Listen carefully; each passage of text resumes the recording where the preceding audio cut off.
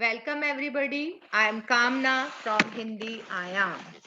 आज की इस वीडियो में हम पढ़ने जा रहे हैं असगर वजाहत जी द्वारा लिखित चारों लघु कथाओं में से शेर नामक लघु कथा।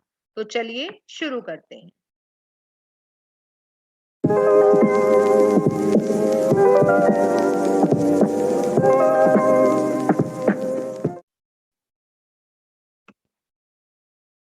जो हमारी कहानी है शेर।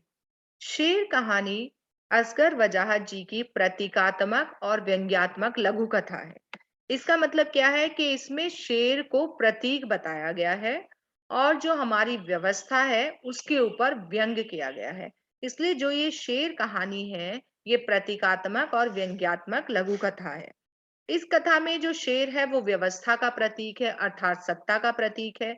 जंगल में जैसे शेर व्यवस्था का प्रतीक है, उसी तरीके से हमारी आम जिंदगी में अगर हम शेर को प्रतीक के रूप में माने तो वो हमारी शासन व्यवस्था का, सरकार का प्रतीक है, जो तभी तक खामोश रहता है जब तक सारी जनता उसके खिलाफ नहीं बोलती।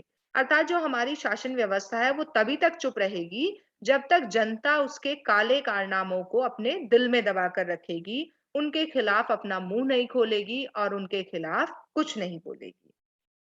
लेकिन जैसे ही व्यवस्था के खिलाफ उंगली उठती है, सत्ता उसे कुचलने का प्रयास करती है। अगर कोई भी व्यक्ति या समाज के कुछ लोग जो व्यवस्था चल रही है उसके खिलाफ उंगली उठाते हैं, उसके खिलाफ आवाज उठाते हैं, तो सत्ता क्या करती है? सत्ता उन आवाजों को कुचलने का प्रयास करती है। क्यों करती है? जिससे कि उसके काले कारनामे सभी के सामने ना आ पाए।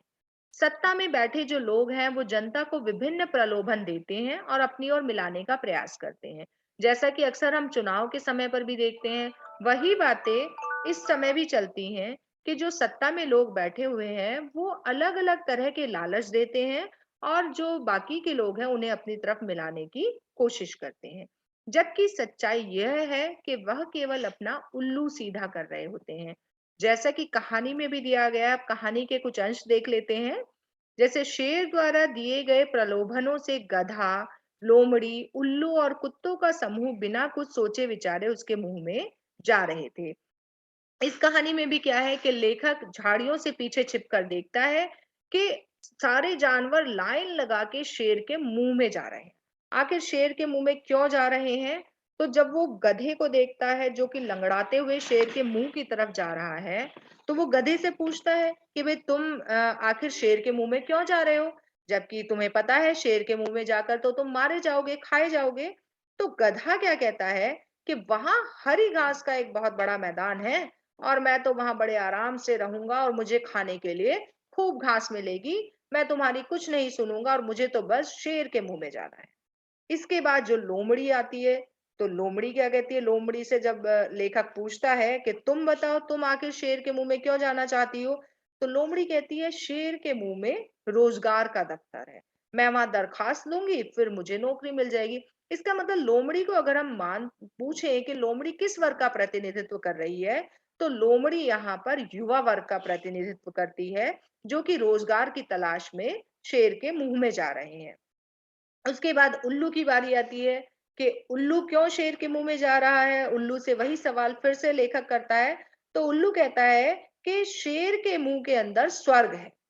तो लेखक उसे कहता है नहीं ऐसा नहीं हो सकता। तो उल्लू कहता है नहीं ऐसा नहीं है, उसके मुंह में वाकई में स्वर्ग है और यही निर्वाण का एकमात्र उपाय है कि अगर मुझे स्वर्ग प्राप्ति करनी है, जन्म मरण के बंधन से बाहर जाना है, तो मुझे क्या करना पड़ेगा? मुझे शेर के मुंह में जाना ही पड़ेगा।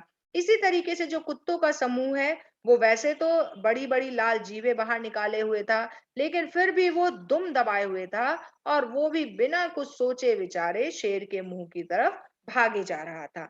तो इन सब चीजों को देखकर लेखक को लगता है कि ये जितने भी जानवर हैं, इन सबको कुछ ना कुछ ऐसा लालच दिया गया है जो कि इनके स्वयं के स्वार्थ से जुड़ा हुआ है और इनके इन्हीं लालच की पूर्ति के लिए जो इन्हें सपने दिखाए गए हैं कि शेर के मुंह में ये सारी चीजें हैं, ये सब कुछ बिना कुछ, ये सारे जानवर बिना कुछ सोचे विचारे उसके मुंह में जा रहे हैं। इसी तरीके से जो शासन व्यवस्था है वो भी यही कार्य करती है।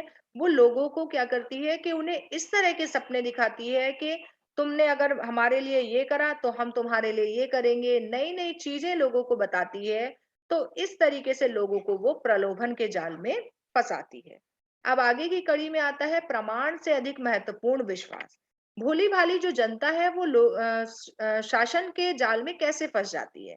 उसका फंसने का एक महत्वपूर्ण कारण है विश्वास। प्रमाण क्या होता है? प्रमाण है सबूत। जनता सबूत से ज्यादा विश्वास के आधार पर शोषक और सत्ता वर्ग की बात मानती है। सबसे पहले जो सत्ता वर्ग है वो जनता को विश्वास में लेता है, उन्हें विश्वास दिलाता है कि अगर आपने हमें वोट दिया या चुनाव में अगर हम जीतते हैं तो हम आपके लिए ये कार्य करेंगे। तो यहाँ पर भी क्या है कि सबसे पहला काम वो विश्वास हासिल करने का करती है, चाहे उसके लिए वो शुरुआत में जनता के छोटे मोटे कामों को क्यों ना पूरा कर दे।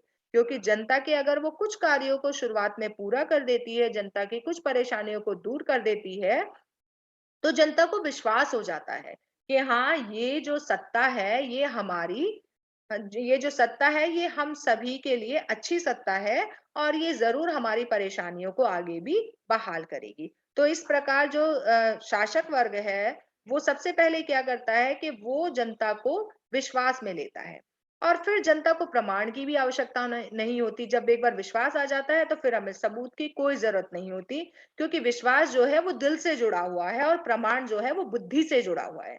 अगर हम किसी का दिल जीत लेते हैं तो फिर हमें प्रमाण की ज्यादा आवश्यकता नहीं होती।